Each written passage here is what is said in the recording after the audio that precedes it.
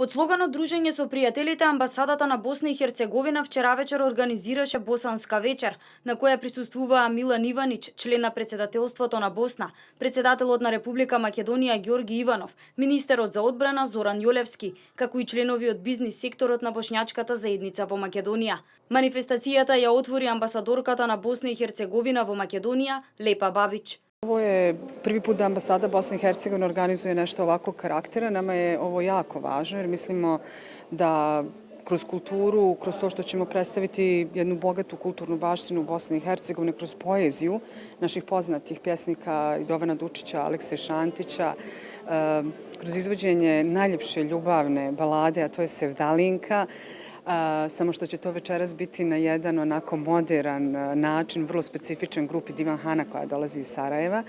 I kroz to želimo građanima Makedonije da malo približimo zaista kulturu Bosne i Hercegovine i naše kulturno nasljeđe.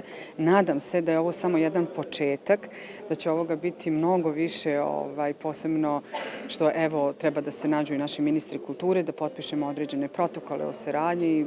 Македонскиот народен театар беше домаќин на Дружење со пријателите, манифестација која што за прв пат се одржува во Македонија. Mislim da je to jedan izuzetno lijep događaj u kome će i diplomatski kor i politički ljudi i publika ovdje u Skoplju uživati. Bosna i Hercegovina i Makedonija godinama imaju dobru saradnju. Svi se mi jako dobro znamo i vrlo često se viđamo jer u suštini dijelimo iste probleme. Jedni i drugi želimo napredak, jedni želimo ekonomiju. Makedonija je više od nas napredovala u nekim elementima, nedostaje taj završni korak.